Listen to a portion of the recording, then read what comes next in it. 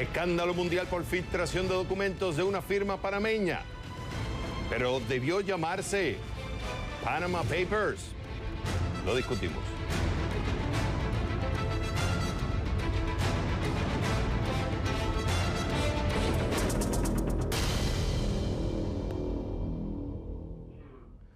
Panamá ha sido un ejemplo en el uso de los offshores. Eso es una realidad.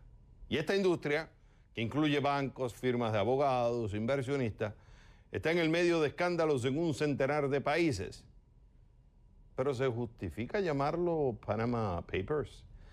La filtración de documentos conocidos como los Panama Papers pone a la luz a un complejo mundo de los ricos, poderosos y en algunos casos, alegados corruptos, en medio de una compleja industria de compañías offshore y paraísos fiscales. Ahora, la creación de sociedades offshores en paraísos fiscales no es ilegal. Incluso, prácticas comerciales a nivel global justifican la creación de sociedades offshore. Es un nicho de mercado altamente competitivo, de miles de millones de dólares. Sí, hay cuestionamientos, unos válidos, de si los clientes legítimamente, buscando privacidad, o buscan secretismo para evadir impuestos, lavar dinero o cubrir actos criminales.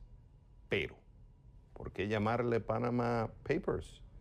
Muchos panameños resienten la elección considerándola arbitraria, que no cumple con la realidad total de la divulgación. Por ejemplo, el Financial Times reflejó el descontento en muchos panameños que ven la elección injusta, en algunos casos malintencionada. Si es porque Panamá ha sido un ejemplo en el uso de los offshores, también Estados Unidos, Hong Kong y otros países en otras partes del mundo deberían entonces estar o tener el nombre. Es cierto que los documentos filtrados, otros le llaman robados, alegando que fueron hackeados, provienen de una firma de abogados panameña de nombre Mossack y Fonseca. Supuestamente esta firma es una fábrica de creación de sociedades offshore en paraísos fiscales y una de los top en el mundo en este mercado. Pero en dado caso, ¿por qué no llamarles Mossack Fonseca Papers? Estamos tratando de contactar a los responsables del proyecto en el Consorcio Internacional de Periodistas de Investigación para que vengan a hablar del tema. Escribí, le mandé un email a uno de los directivos del proyecto para que nos expliquen sus razones por qué escogieron el nombre de Panamá para denominar esta filtración de documentos Panama Papers. Todavía estamos esperando respuesta.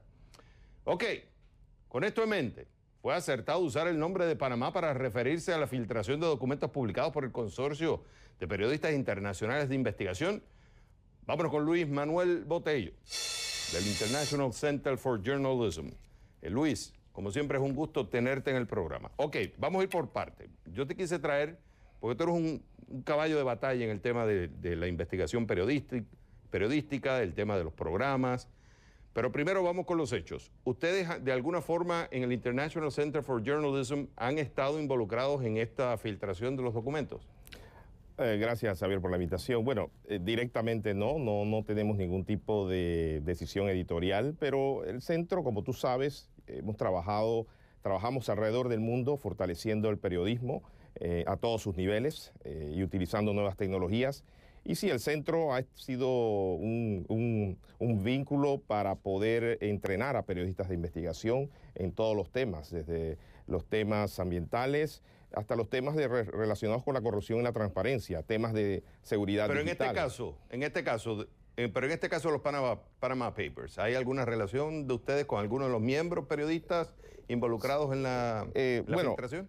Algunos de los periodistas que han trabajado y algunas de las organizaciones que trabajaron, especialmente las organizaciones de investigación periodística, sí han recibido capacitación, como dije, en distintos temas, no necesariamente en el tema de los papeles de Panamá.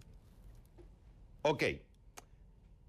¿Cuáles serían los criterios antes de entrar en el tema de Panamá? Y yo sé que tú eres panameño y tú eres más panameño que mano de piedra dura. Orgulloso. Ok. Y orgulloso de ser panameño. Ahora, vamos a ir a lo técnico. ¿Cuáles son los criterios que tú utilizas cuando tú tienes una investigación como esta? ¿Cuáles criterios se deben utilizar para elegir el nombre? Bueno, Definitivamente que el periodismo, como tú sabes bien, Xavier, busca nombres que tengan primero que den a entender de dónde se está hablando, ¿no? De qué se está hablando. Como Panamá, sabes, ha sido un ejemplo por su centro financiero realmente envidiable para muchos. Panamá, al mismo tiempo, esa credibilidad grande que tiene la pone, como quien dice, en el ojo de huracán cuando también existen problemas. Cuando todo está bien, definitivamente que nos gusta y nos ponemos muy orgullosos de esto. Pero cuando las cosas también ocurren y surgen escándalos, no podemos decir que no se llame Panamá, pero eso también lo vimos, los periodistas lo vimos cuando se investigó la filtración en el HSBC, se le llamó los Swiss Leaks, cuando el tema en el Vaticano, se le llamó los Vatican Leaks. No tiene nada que ver realmente con que sea un país o el otro. Aquí se denominó Panamá precisamente, me imagino, porque no trabajé en la investigación, por el hecho de que de ahí se originaban los papeles. Y decir Panamá, periodísticamente, definitivamente que siendo un ejemplo de un centro financiero que ofrece todo este tipo de productos, definitivamente iba a llamar la atención del mundo porque es el centro, es un país ejemplo en este tipo de operaciones. Ahora, o sea que el criterio que se utilizaría de alguna forma es llamar la atención a nivel internacional y enfocarse en un punto, que acá es el caso de los offshore. Claro, porque entonces, disculpa, Javier, porque pero entonces, ¿qué pasa, Luis? Panamá es un sistema. Pero está bien. Sí, pero Panamá no es todo un offshore. Y aquí es donde viene el debate, porque también te puedo traer un contraargumento que cuando salieron los famosos documentos Wikileaks, no se llamó USA Leaks.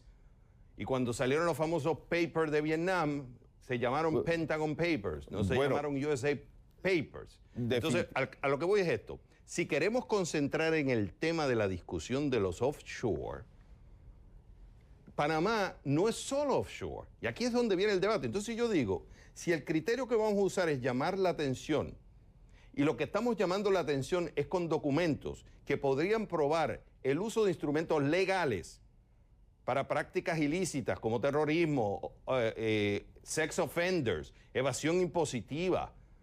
No estamos uniendo una noticia negativa con el nombre de un país. A lo que voy es esto, Luis.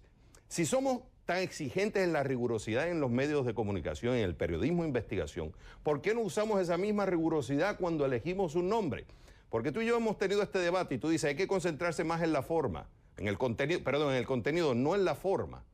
Pero fíjate que la forma también le preocupa a muchos y en Panamá preocupa y también le preocupó a los suizos cuando se utilizó y también preocupó en Estados Unidos cuando se habló de los Wikileaks. O sea, la forma también es importante en esto. Yo pregunto, ¿por qué no ser tan rigurosos en la elección del nombre como somos tan rigurosos en la exigencia de reportar las cosas? Sí, ojalá los periodistas definitivamente tuvieran rigor en el nombre, pero en este caso estamos hablando de algo histórico realmente en la cantidad de documentos que se tienen.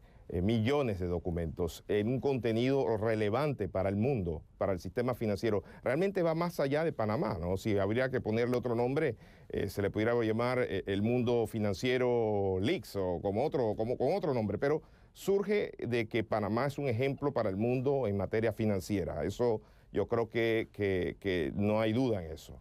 Pero al mismo tiempo, Luis, ahora yo quiero adelantar, al mismo tiempo pero quiero es un tema la discusión que llama la atención, pues es un tema importante, relevante. Y ahí donde voy, y ya tú estás entrando en el punto que quería llegar.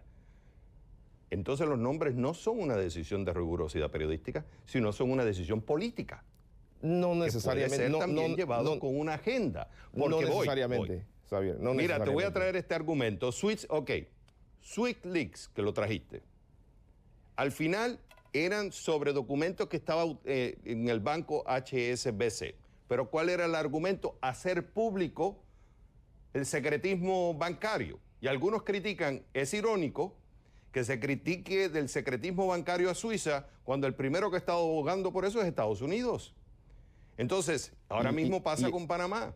Sí, entonces yo digo, ¿no será que la elección de los nombres ya pasa de una rigurosidad periodística y ya se entra en una agenda política? Yo estoy preguntando, tú has estado en esa batalla, yo no. pudiera ser, pero en este caso, y yo entiendo perfectamente como panameño, estuve en Panamá hace dos, 3 días, toda la semana pasada, y definitivamente el escándalo me agarró allá, y definitivamente que es preocupante, pero desafortunadamente en el periodismo también los mensajes cortos son importantes en una época digital.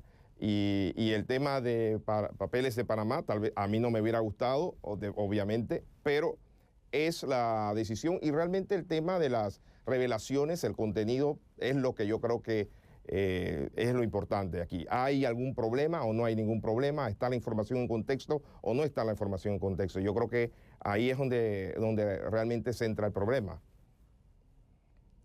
Ahora, lo que sí está claro, que nos tenemos que concentrar en el contenido, del cual es mucha información y que todavía no hemos logrado ver todos los documentos. Cuando se hagan públicos va a ser muy interesante poderlos estudiar. Pero tú sabes que también la forma es importante, porque lo que se busca es llamar la atención. Entonces, si nosotros vamos a unir el contenido a esa forma, debemos tratar de ser lo más rigurosos. Entonces, o al menos explicarle a la gente, o como la gente misma está cuestionando, porque tú lees las redes sociales, y todo esto yo lo traje porque las mismas redes sociales lo cuestionan. Fíjate que el Financial Times lo trae en el periódico, porque está reflejando una realidad de un cuestionamiento de mucha gente que dice, ok, si nos vamos a enfocar en la discusión sobre el manejo ilegal de estos instrumentos legales, ¿por qué tenemos que unir esa práctica con un país? Entonces, a lo que yo quiero llegar con esto es que es relevante. A veces es relevante, el punto es que es relevante. Es relevante, y Panamá, o sea, ha sido muy exitoso en el tema financiero. Y en Estados Unidos, no te creas que este tema creo que va a continuar, como ya se ha anunciado, y ya se empieza a hablar de la situación en Nevada, en New Jersey, incluso en la política en Estados Unidos.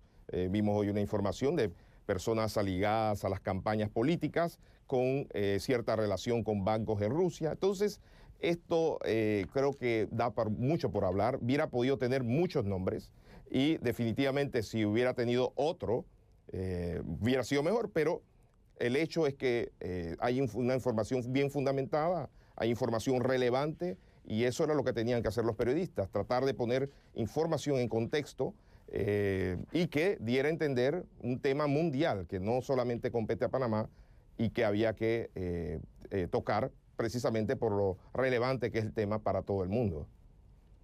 Bueno, la pregunta sigue abierta, y es la pregunta que yo le hago al consorcio también, y que me gustaría que de la misma forma que le exigimos a estos abogados, a estas empresas, que sean transparentes en el manejo, nos gustaría también saber y preguntarle a ellos cómo fue que llegaron a la conclusión de este nombre, porque hay muchos en Panamá que se preguntan y quisieran escuchar la razón. Luis Manuel Botelho, del International Center for Journalism, como siempre es un placer tenerte en el programa. Gracias, Saber.